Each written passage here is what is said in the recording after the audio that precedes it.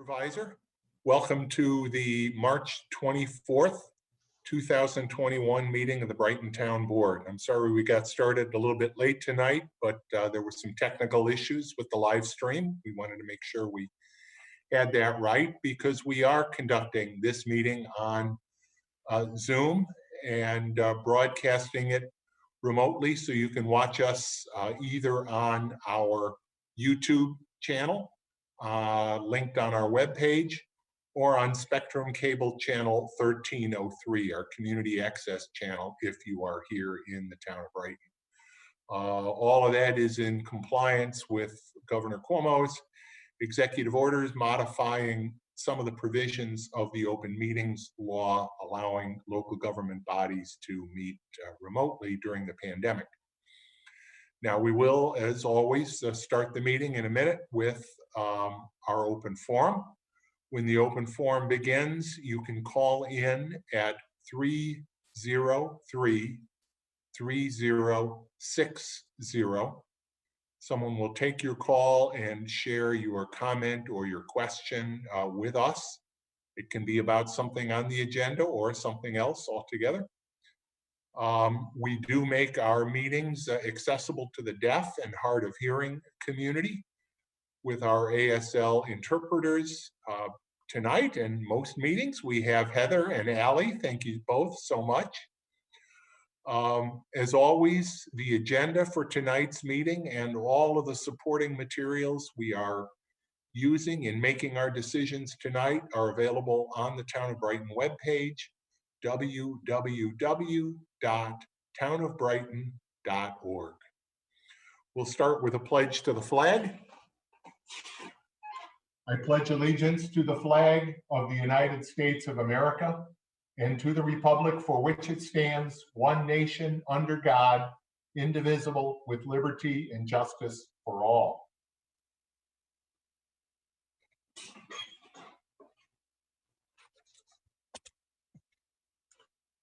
Just a couple things.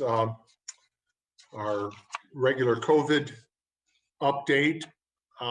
With respect to vaccines, Monroe County has added a new vaccine dashboard where people can identify which vaccine locations here in the Finger Lakes region, Monroe County and beyond, have appointments for vaccines available. That's the question we're hearing so much these days. Where can I get a vaccine? So if you go to the Finger Lakes Vaccine Hub, and that's at flvaccinehub.org,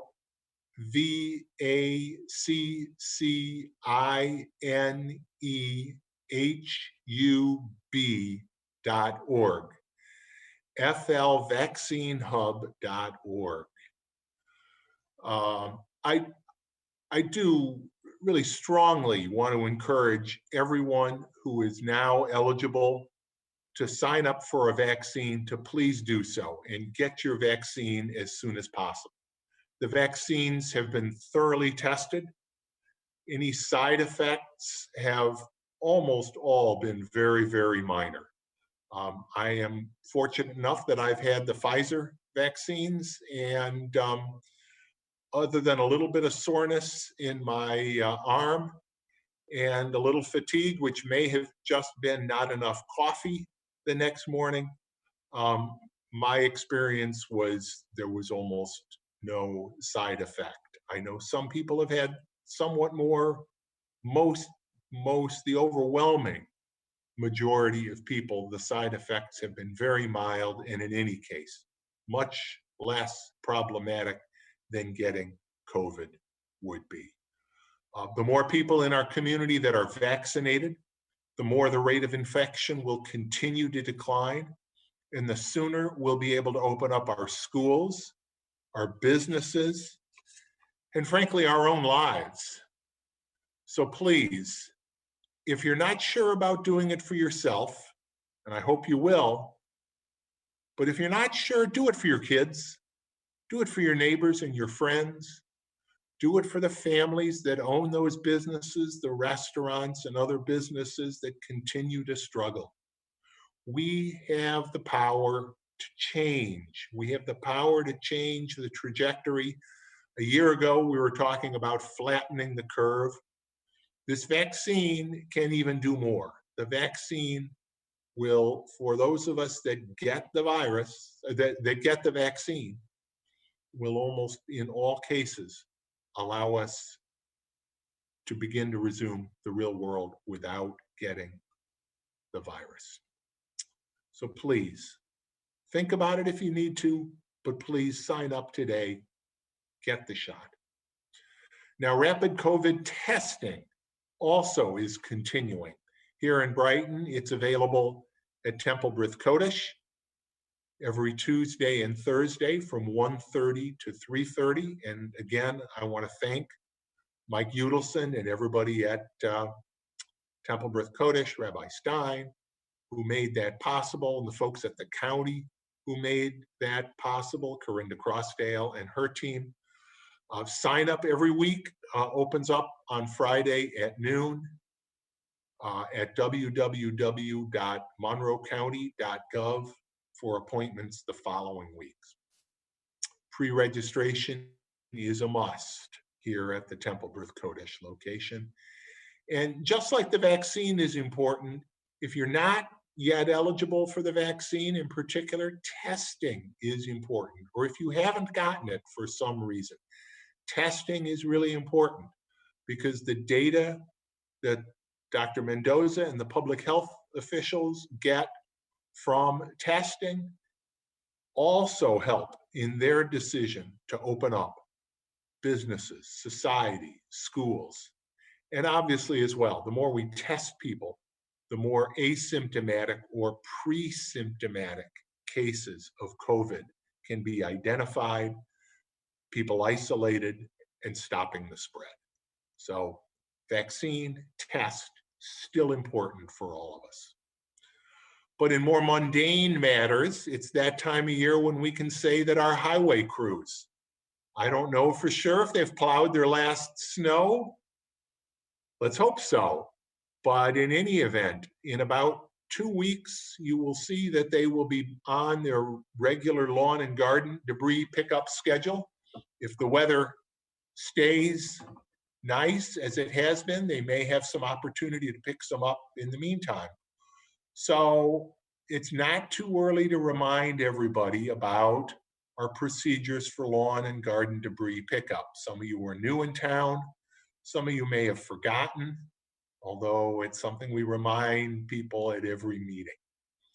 If possible, particularly if you have small quantities of debris, please containerize them, either in trash cans or in those big brown paper bags that you can get at a hardware store or a home supply store. They keep the neighborhood clean. They avoid drainage issues if they run down the street into the storm drain. So best bet, containerize. But if you got a lot, if it's too much to containerize, remember, do not pile your debris in the street. Put them on your tree lawn between the sidewalk and the street, or on your lawn close to the street if you don't have a sidewalk, not in the street, please. And remember, we do not pick up grass clippings. So when you start mowing your lawn, leave them on the lawn. They'll help nourish your lawn and reduce the amount going into our composting facility. So with that, the open forum is now available. If there's anybody that would like to call in to the open forum, that number again is 303-3060. We'll continue on with the meeting, and if someone does call in the next couple minutes, we'll get them on. But Chris, if we could have your motion to approve tonight's agenda. Bill, I move that we approve the agenda. Can I have a second? Second, Christine. Any discussion? Hearing none, Dan, please call the roll. Councilmember Werner. Aye. Councilmember Wilt. Aye. Councilmember Corrado, Aye. Supervisor Mealy. Aye. We have no public hearings tonight. We do have a couple of pieces of communication. Christine? I move that we accept the 2 items of communications, one from Dan Lamb, president of the Arbor Day Foundation, recognizing Brighton as a 2020 Tree City USA, and the second from Tim Anderson, Deputy Highway Superintendent, received last week regarding his resignation for retirement. Second, Chris. Thank you. Mike, talk a little bit about Tim Anderson and the great work he's done, if you would, please. But it'll work better if you unmute. There you go. And, for Tim, sure, Tim is a man of few words, but I want you to talk about him a little bit. he is a quiet individual, but he's been with the town for about 24 years. So he's been here for quite a while, seen quite a bit happen through the town. Where Tim was so helpful to me is he's a very detail-oriented employee, so he would capture all the details, make sure we were doing things absolutely correct, make sure that we were abiding by not just the town code, but also the state vehicle codes and things of that nature, which kept me in line sometimes and made sure we didn't step outside the bounds of the law. Very knowledgeable man, always ready to do a project and always making sure that the project was done very well. Even with the guys kid him because he's so detail oriented. Even with the the rapid COVID testing, the guys put the cones out. They know Tim's going to come by and adjust all the cones just so they're just perfect, So everybody always busts his chops on that. He's an exceptional employee. I'm going to miss working with him. He, like I said, he kept me on the straight and narrow many times. So he'll be missed. We're all going to miss him. 24 years is a lot of service to this community, and I hope everybody gets a chance to wish him well and send him on his way with a lot of respect and affection. Thank you. And then I think for the 18th year, I believe it is, we are a Tree City USA, as recognized by the Arbor Day Foundation, and we'll have some Arbor Day activities coming up next month. So we have a motion and a second to receive and file those communications. Any further discussion? If not, Dan, please call the roll. Councilmember Werner,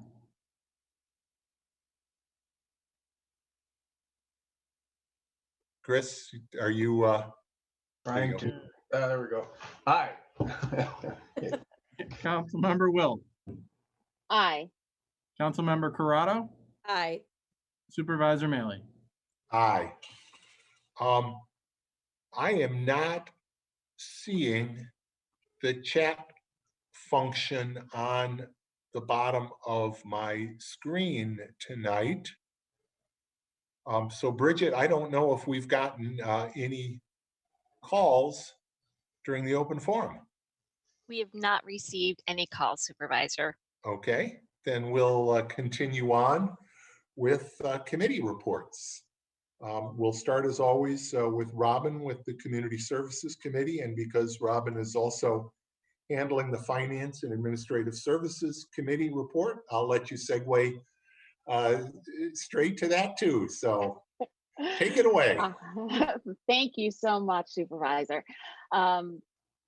The Community Services Committee was scheduled to meet on March 17th, but due to restrictions resulting from the pandemic, that meeting was canceled. I do, however, have some updates from our department heads. From our Recreation Department regarding new programming. Our Recreation Department is continually adding new programs to our online offerings. We're pleased to announce the addition of gardening, theater, cooking, home design, and other classes to keep you active while maintaining social distance. Our summer registration for the summer programming is upcoming. Playground camp registration will begin on Tuesday, April 13th for residents only. Resident registration for all other programs begins on Tuesday, May 4th. Non-resident registration for all programs begins on Tuesday, May 18th. We hope that you'll check out our Spring Bunny events. Brickyard Bunny Trail programming starts on March 31st. The Bunny Hop Take and Make Party registration deadline is Monday, April 5th. Spring Cutout Cookie Take and Make registration deadline is Monday, April 5th. And for full details for all of this programming and registration, you can visit us online at www.townofbrighton.org/rec. And as always, we'll remind you that if you're in need of something, if you have a question, if you're looking for lodge availability, or need something else from the rec department, you can always give us a call at 585-784-5260, extension 0, and we'd be happy to assist you. We look forward to continuing success of programming in 2021. Then from our Parks Department, the Parks Department opened up town lodges will open up town lodges on April 1st with a maximum gathering size limit of 25 people. Hopefully, as the weather continues to warm, we can increase the maximum number of people to 45, which represents half occupancy. Most of our reservations have been coming in for after May 1st, so we're hoping that we'll be able to hit that 50% occupancy limit for those registrations. The Parks and Recreation Department continues to work with the Urban Forestry Group led by George Smith to identify, plant, protect, and maintain various park trees. We've set up some small scale planting events in celebration of Arbor Day that will take place the weekends of April 10th through 11th, April 17th through 18th, April 24th to April 25th, and then May 1st through 2nd. On a similar note, we have been working with Girl Scout Troop 60447 over the past year on an invasive species removal project at the Brickyard Trail. The Scouts have already identified, mapped out, and removed 7 truckloads of invasives from the trail. The final phase of their plan will include planting some native dogwoods as a trail buffer in designated areas and developing an operation manual that outlines a plan for future groups to maintain their efforts. Park staff are focusing their efforts on trail maintenance and have identified multiple areas in our trail system that need some work, so staff will be addressing those issues over the coming weeks. Parks and trails continue to be heavily utilized as passive and active recreational options, so that does take a toll on our trails and facilities. Park staff are also busy with inventory, preventative equipment maintenance, along with various other projects that have been identified on our ongoing maintenance schedule. In addition, staff is preparing for yet more of a seasonal uptick in use of our park facilities for spring. At the same time, staff continue to identify potential capital improvement projects for future budgets input late this spring. Staff have noted degradation of our surfaces, so they are evaluating tennis and basketball courts at Buckland Park with a professional installer to propose a plan to get some repairs implemented in this calendar year. Recreational fields also continue to be in high demand. We're receiving a large volume of spring athletic field requests. In fact, the highest ever request volume that we've had for field space. We will once again be holding the groups who lease space to our COVID-19 policies, as well as any new state mandates. We do wish to remind potential renters of our fields from competitive travel teams that the town maintains an existing agreement with Brighton Little League, which grants the Brighton Little League program priority use of the fields during their season. New York State has lifted the ban on high-risk sports such as basketball and volleyball. As a result, all basketball rims and volleyball nets have now been reinstalled. We will continue to monitor and evaluate our department COVID-19 policy to keep both staff and the community safe as we reopen facilities. An update to our CCA program, enrollments continue in our CDG community solar program with Source Power. We have in excess of 850 enrollees, which represents 10% of eligible households. We encourage all who are eligible to sign up, since your subscription accrues monetary benefits to the town that will be used towards additional sustainability efforts. The Sustainability Oversight Committee and town staff will be thinking about potential sustainability projects towards which those funds can be applied. Finally, I just want to enumerate some upcoming events. Brighton's semi-annual pharmaceutical take-back program will occur on Saturday, April 24th from 10 a.m. to 2 p.m. That will be located at the Brighton Town Hall Public Safety Wing here at 2300 Elmwood Avenue. And this is a way you can help ensure a cleaner and safer environment by participating in the town's prescription drug take-back event. Citizens are asked to dispose of outdated and or unwanted prescriptions and over-the-counter medications by dropping them off at the Brighton Police Department Public Safety Wing. Also, our semi-annual electronics recycling and secure document shredding event will occur on Sunday, May 16th from 9 a.m. to 12 noon. That location will be Brighton's Highway Department parking lot, 1941 Elmwood Avenue. You can bring your old electronic equipment and or your secure documents that need shredding to Brighton's electronics recycling and secure document shredding event. These two events will take place in the same time and place. There's no charge for either service. Right now, we are not accepting televisions of any type. That's CRT, LED, LCD, no televisions whatsoever.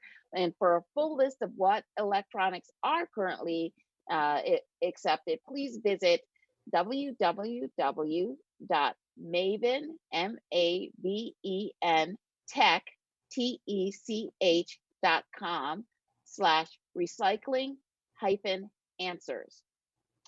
Our next meeting of the Community Services Committee would have occurred on Wednesday, April 21st, at 9:30 a.m., but that meeting is canceled.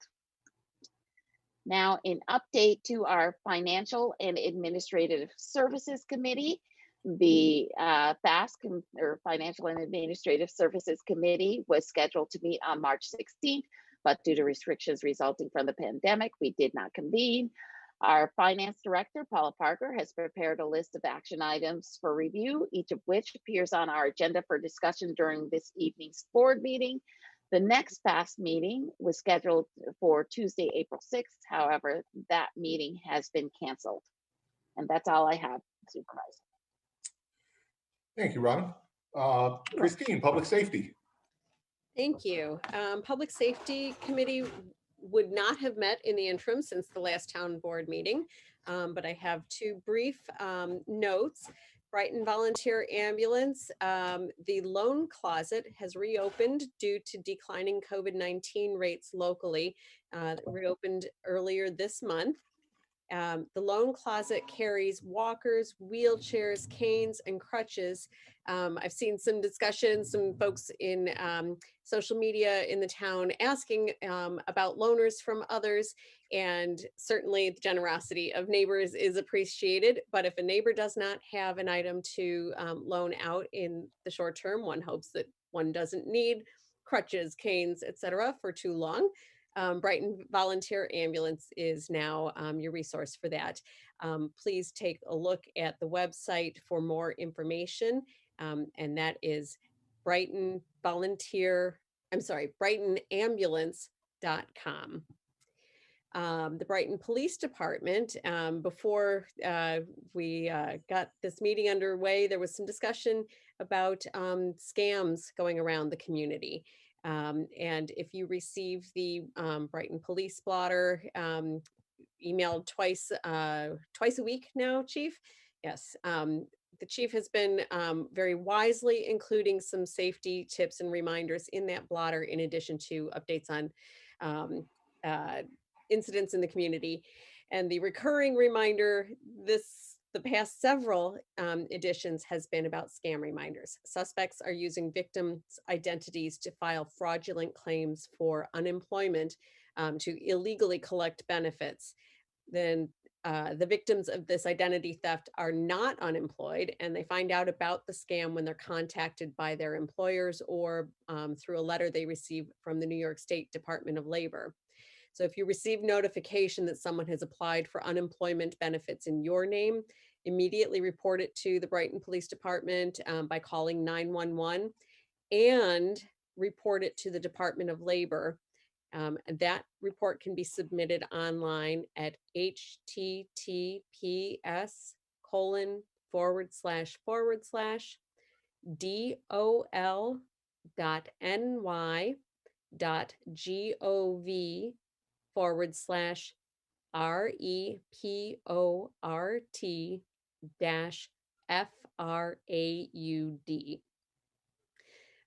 The scale of the fraud right now is astronomical because there is so much money coming in support of folks who have been impacted by COVID.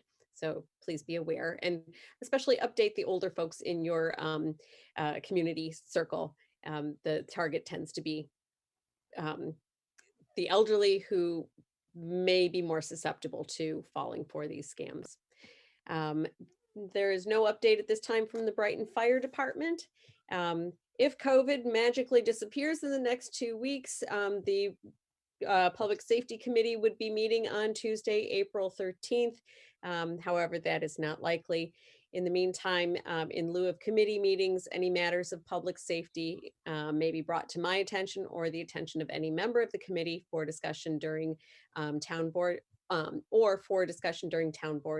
meeting open forums. And you can find contact information at online at townofbrighton.org/public safety committee for contacts and more information. And that is all. Thank you. Thank you, Christine. And Chris, Public Works. Thanks, Bill. We meet once a month, the first Tuesday of every month, but have been stymied by the pandemic restrictions. But Commissioner Guyan has kept me abreast with the department.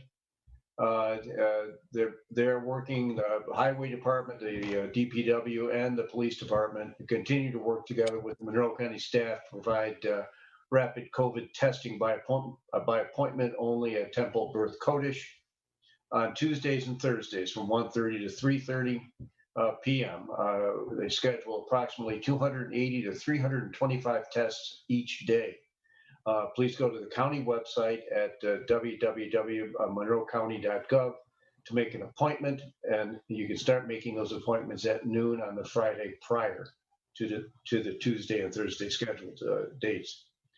Town staff continues to work on a number of different projects. They include the farmers market site improvements, the Brighton Memorial Library roof reconstruction, HVAC request for proposals, 5G code amendment, the roadway conditions survey, a number of sidewalk projects on French Road, Elmwood Avenue, South Clinton, North Landing, and the Climate Action Plan and the Multiversity Plan.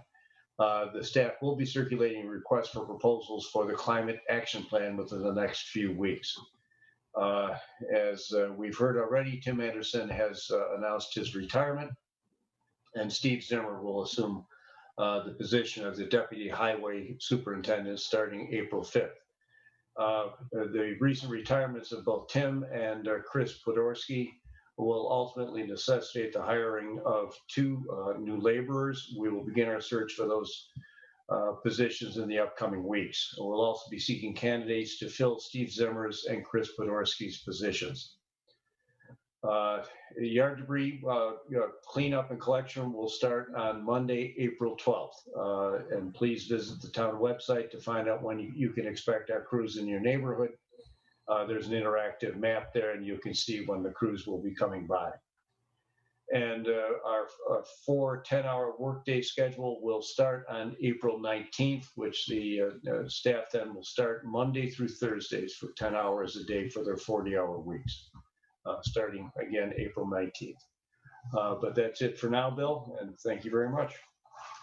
Thanks, Chris. You know, that's the 4 10-hour weeks really is an opportunity for our crews to operate a little more efficiently, spend less time during the course of a week going back and forth to the job sites, to be on site for a longer period of time and get more work done. So people sometimes ask me, why would you do that?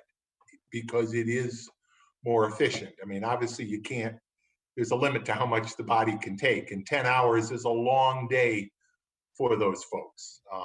So we're not going to go beyond that, but it is a way for the department, and frankly, the men and women of the department like it as well. So in the event, thank you for all of those reports. We will move on to new business. Robin, the claims, please. Certainly.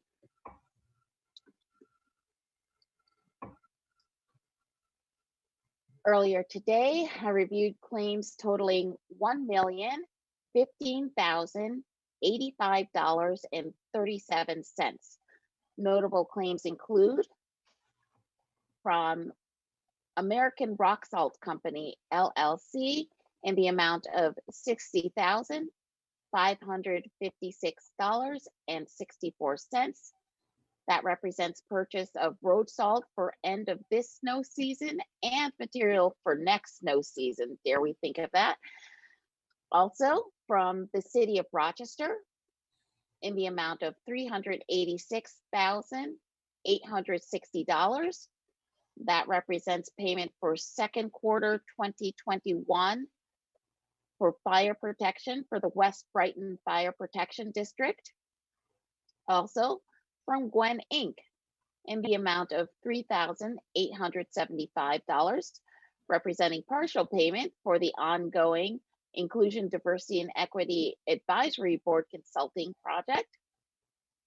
Also, from New York State Municipal Workers' Compensation in the amount of $49,205.50, which represents premium payment for the second quarter of 2021. And finally, from Stryker Sales Corporation in the amount of $13,696.50 for the purchase of 1 AED unit for the Highway Department and 9 AED units for the Police Department. The claims all appear to be in order, and I move that they be approved. Second, Chris. Thank you. Any discussion on any of those? Hearing none, Dan, please call the roll. Councilmember Werner, Aye. Councilmember Wilt, Aye. Councilmember Corrado, Aye. Supervisor Maley. Aye. Christine, would you do the next one, please? Certainly. The next matter seeks to authorize the supervisor to enter into a 5-year renewal agreement with Axon Enterprises for a total amount not to exceed $183,487.14 over the term of the agreement from April 1st of 2021 through March 31st of 2026 for the purchase, licensing, and unlimited storage of body-worn cameras. I move that we approve the resolution as prepared by the town attorney. Second, Robin. The town of Brighton was one of the first police departments to begin the use of body-worn cameras, and this is a continuation of that effort. Chief, would you like to talk about the body-worn camera program a bit? Sure. As you know, when we started this back in 2016, one of the main consideration that we had was the IT support that we may need to store the data, share the data, and keep it in a secure manner. And so that was one of the main considerations. Axon provided us a turnkey solution where we did not have to add any additional personnel cost on our end. They've been a good partner with us. As you can see in year one, we had a reduction in the amount. With the technology assurance plan, we will get new cameras at the 2.5-year mark and the 5-year mark with all new cabling, hardware, and warranty coverage. We have the latest camera that Axon provides, but we did not get that in the end of our first 5-year contract. So that's why you see a reduction in year 1. The body-worn camera has been a very valuable tool for our agency, not only to investigate crimes. Many times investigators have their cameras out in the field and they can go back and re-listen to an interview of a person, and they can pick up something they may have missed. But it also helps us if a person has a complaint or a concern about an officer. As you know, we've done this before. We've actually brought people here into my office. We've played video for them to show them the perspective of the camera, perspective of the officer. And many times with an explanation of procedure or policy, it resolves it right there. So we're over 81,000 videos as of today. Everything's time-stamped, tamper-proof. I'm very happy with their service, and I'd like to continue on for another 5 years with Axon.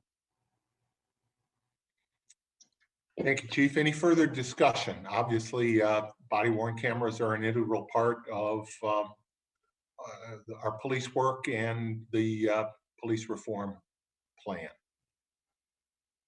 If there's no further discussions, we have a motion and a second. Dan, please call the roll. Councilmember Werner, Aye. Councilmember Wilt, Aye. Councilmember Corrado, Aye. Supervisor Maley. Aye. Chris? Next item is to approve the promotion of Tim Jason to Sewer Construction Inspector.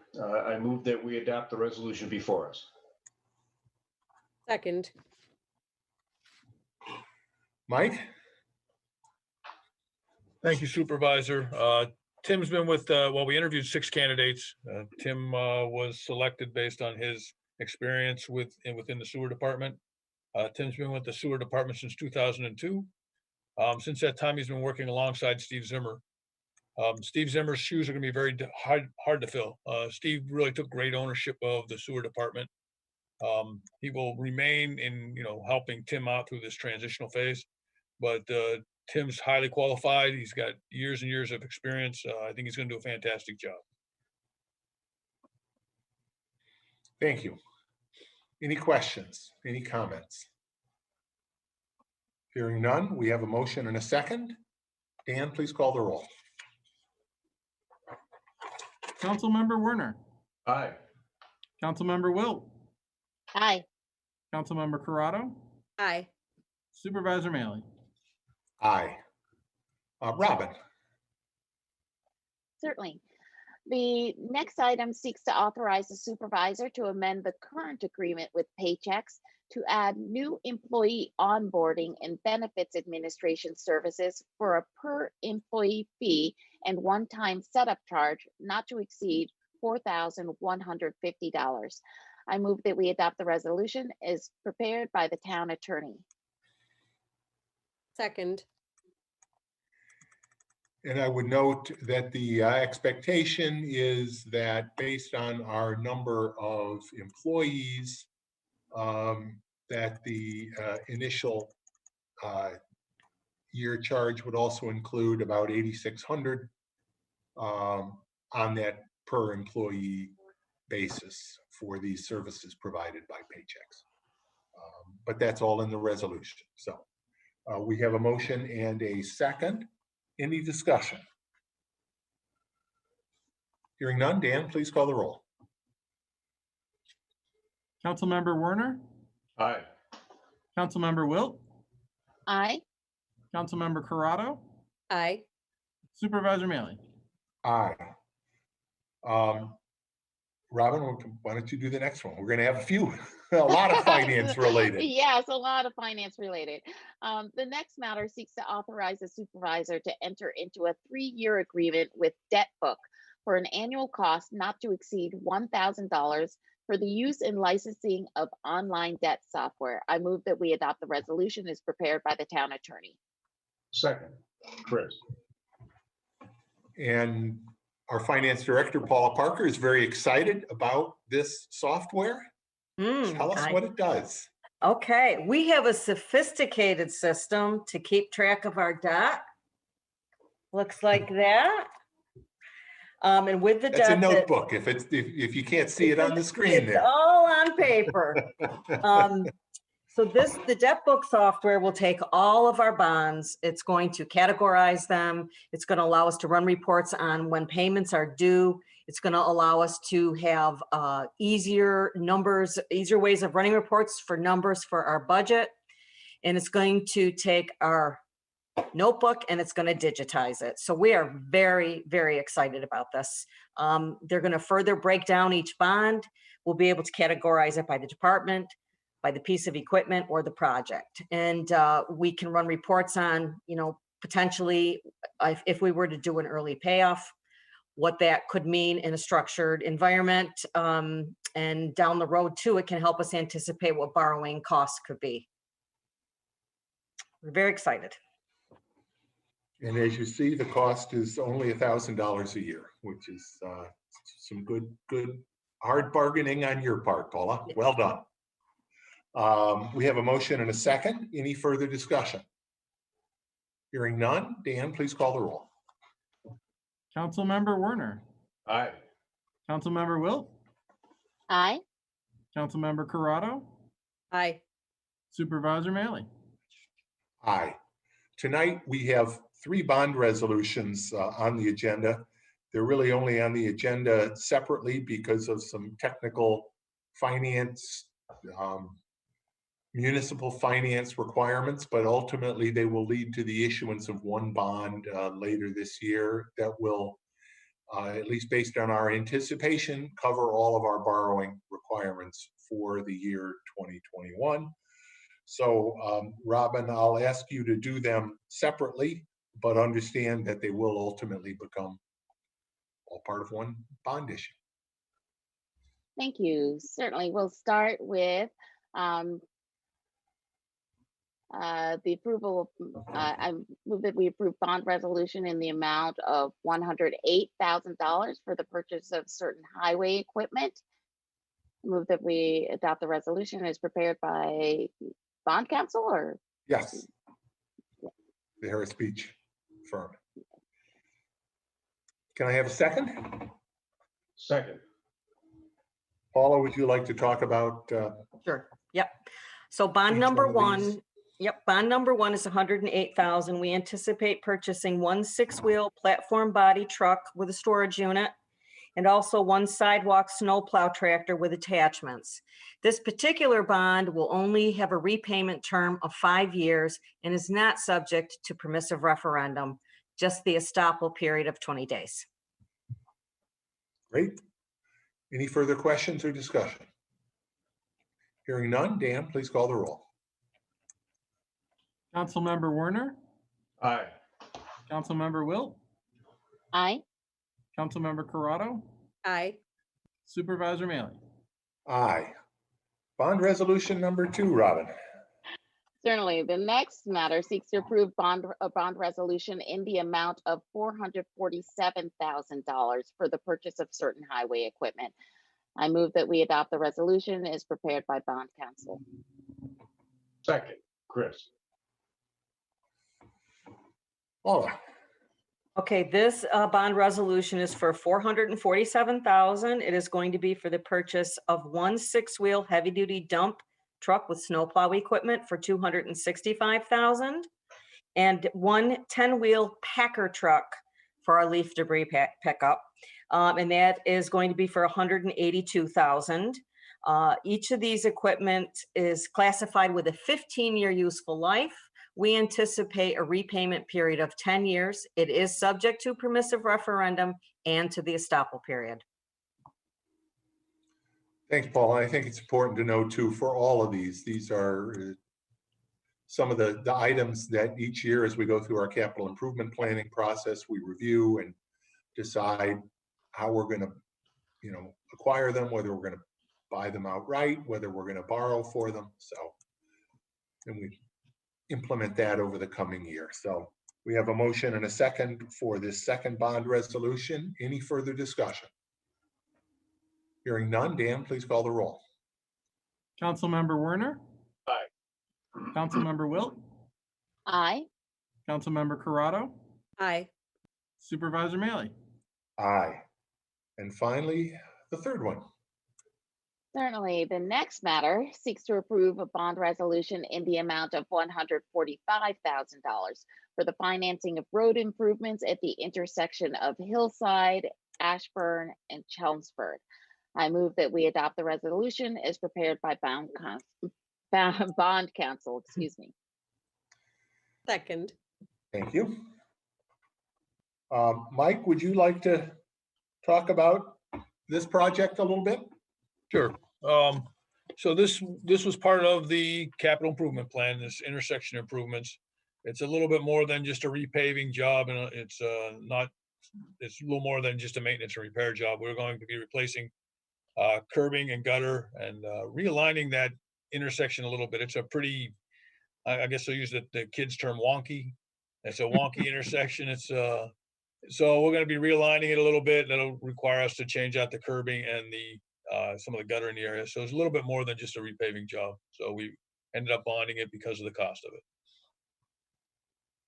And it's something we've talked about for some time. It's good to be able to finance it this year.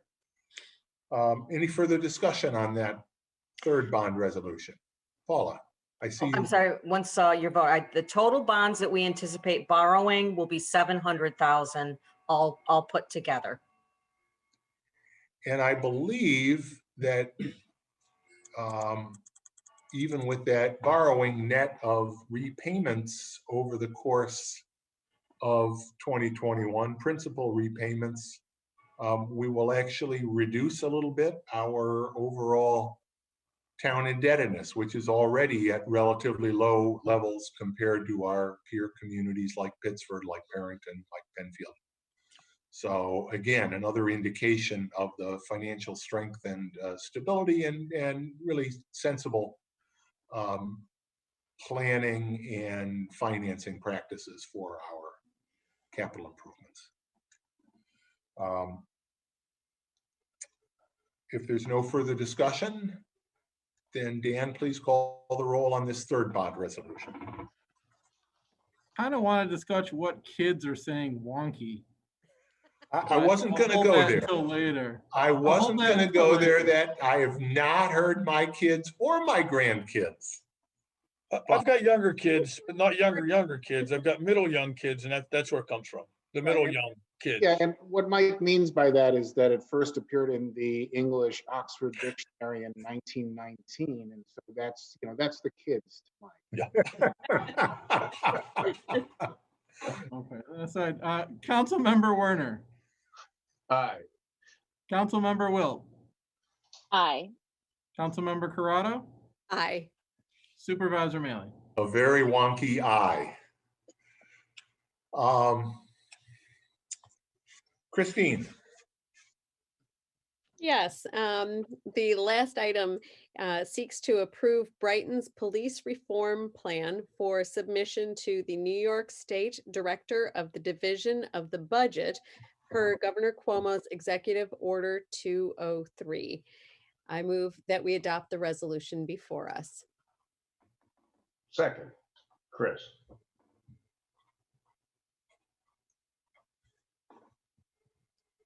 The police reform plan that we're going to consider tonight has been developed in compliance with Governor Cuomo's Executive Order number 203, which all law enforcement agencies, with really only the exception I know of the state police, and I'm not sure if there are any other agencies that are exempted from having to do this, but all local, county, city police agencies are required to prepare a plan.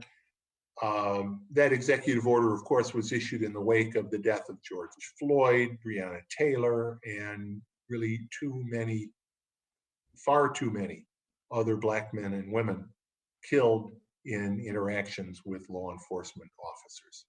The directive was to engage the community as well as professionals to develop plans for each jurisdiction to ensure that each law enforcement agency in the state of New York has really engaged in some serious introspection about how to serve its community, all of the members of its community, more effectively.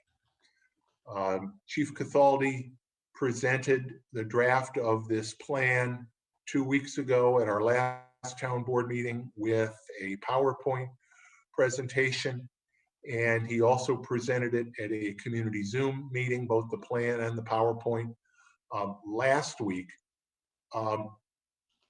But he has engaged the community in many ways, and really not just since the executive order was issued, but in particular during that time. This board authorized an agreement with RIT, under which a survey was prepared that got the extraordinary response of over 850 people responding to a very well thought out survey about community satisfaction with our Brighton Police Department.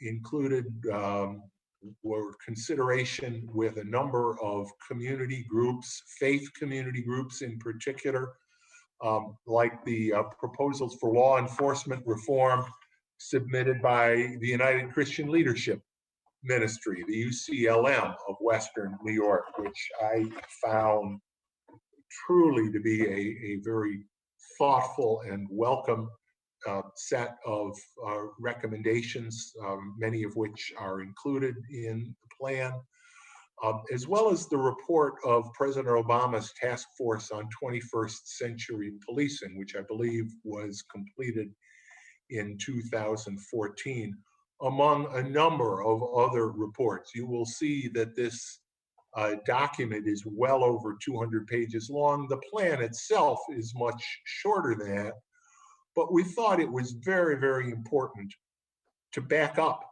what's in the plan with the recommendations from the community, with the data from these studies, with the report of the 21st century, because as you've heard Chief Cathaldi say over time, those 6 pillars described in the president's plan are so important to the philosophy of community policing.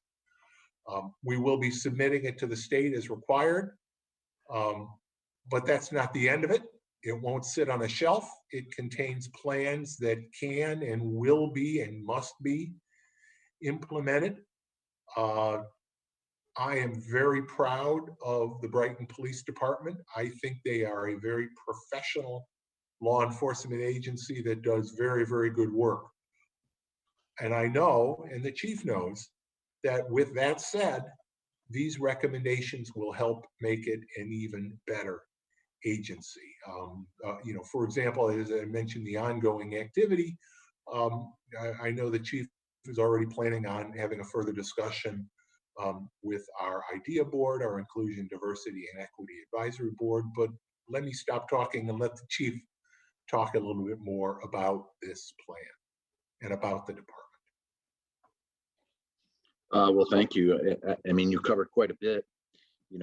I would be remiss if I didn't thank my predecessors. Tom Vogel brought accreditation to this agency back in 1991.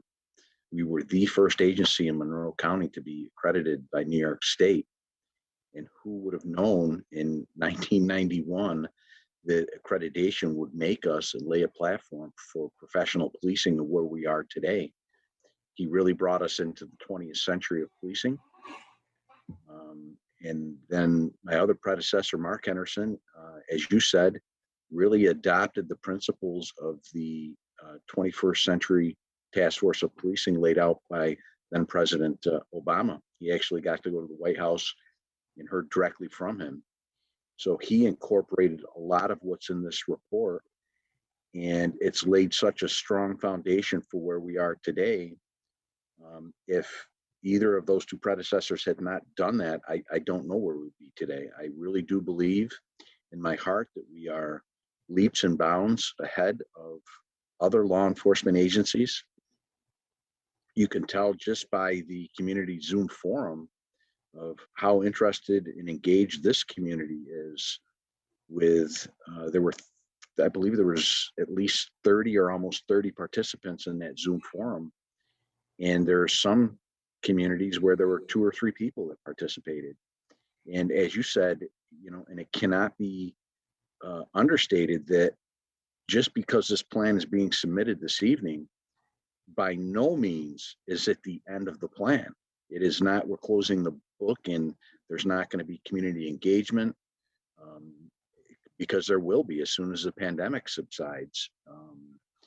And I'll maintain my relationships and partnerships with not only the United Christian Leadership Ministry, but hopefully with the other 2 faith alliances I sit with, MCAT CP and another Minister's Faith Alliance. As I said in our last meeting with them, that I hope our friendships and relationships continue throughout my tenure. So this is not the end of the plan. I really believe that Brighton's leading the way in many different fronts. And I know the police department sometimes is the focus of a lot of attention and scrutiny. But I think with what we're doing here in Brighton, especially with the idea board, it's gonna coalesce and bring everything together. And I think ultimately it's going to serve us well for the next 10 years. So, and again, and let me also thank you, Mr. Supervisor, and you members of the town board, current and even the past members. They've been great supporters of the police department. I hope to have that continued support. And I look forward to serving and implementing a lot of the recommended reforms in this plan. Thank you. Thank you, and there's no question. Thank you to you. Thank you to your predecessors. We stand where we are with a police department of the quality that we do because of your leadership and the leadership of the chiefs that frankly preceded you and that I know you learned from during your 21 plus years. I think it is now with this department. There were some suggestions made at the Zoom that have been incorporated, and I know some of the board members have had some material added. And it's a work in progress, not just because we have more work to do, but because a lot of what we and other agencies are going to be doing to make ourselves better depends on what other jurisdictions are doing. And I say that particularly with respect to mental health issues. We know that concern about mental health, which manifested itself in Mr. Daniel Prude's death, but also in other more recent events in the city of Rochester. We know that we can't solve mental health issues. We are well trained, again, compared to other departments. We talked about it last week in the State of the Town, talking about firsts, where Brighton is first. And I think Brighton, you talked about being first to be accredited. I think we're certainly first among our local agencies in mental health training, but that is ongoing, not just the mental health first aid, but we're now at 50% crisis intervention training, and that is going to be taken to 100% over the next year or two under your leadership. But the resources to provide the 24/7 comprehensive mental health support that is so often needed and sadly so often unavailable today will only come through working with other jurisdictions, the county, funding, hopefully from state and federal sources. So all of that makes this, I think, a good plan and one that I am very happy to recommend, but also a plan that is a roadmap. It's not the end of the road. And we'll take that journey together. So thank you again for all that work. Any further discussion? Hearing none, then Dan, I will ask you to call the roll on the approval of the police reform plan. Councilmember Werner, Aye. Councilmember Wilt, Aye. Councilmember Corrado, Aye. Supervisor Maley. Aye. Thank you, everybody. And again, thank you especially, Chief David Cathaldi. Matters of the supervisor. I'll ask Paula. Well, we've got the February 2021 expense and revenue report. We won't have a full report. We'll have that at the end of the first quarter. Yep. Can I have a motion, Christine, to receive and file this? I move that we receive and file the February 2021 expense and revenue report. Second, Robin. Any discussion? Hearing none, Dan, please call the roll. Councilmember Werner, Aye. Councilmember Wilt, Aye. Councilmember Corrado, Aye. Supervisor Mealy. Aye. And Paula, we expect to have our accountants in to prepare their audit and report to us and the community on that. And Usually the second, hopefully the second board meeting in April Good. is what we're shooting for. Good. All right. I have nothing further. Matters of the town attorney, I have nothing this evening, Supervisor. Thank you. other than what should be a brief executive session. And matters of the clerk. New mask. Nice All right, mask. so I've changed up for this briefly. So just wanted to say it's Happy Orange Day to everyone. It is the finest educational institute of higher learning's 151st birthday today. So extra orange in order for this great occasion. Outstanding. Otto couldn't be here though. A lot of places to be today. So you know, it's working around. And he's probably on his way to Indiana anyway. Yeah, he's very busy right now. So unfortunately, the women's team lost last night. Ran into the perennial powerhouse of UConn, but bring on the Cougs. We're ready for Saturday. Good. Any more substantive reports from the town clerk's office? I can't think of anything that would be more substantive than this. So I think we're good for tonight. I understand completely. Matters of the town board. Nothing further. Then can I have a motion to go into executive session to discuss a matter relating to the acquisition of real estate? So moved. Second. Any discussion? Dan, please call the roll. Councilmember Werner, Aye. Councilmember Wilt, Aye. Councilmember Corrado, Aye. Supervisor Mealy. Aye. I do not anticipate coming back out after the executive session. We will see you at our next meeting, which will be on Wednesday night, April 14th at 7 p.m. Have a great evening, everybody. Stay safe.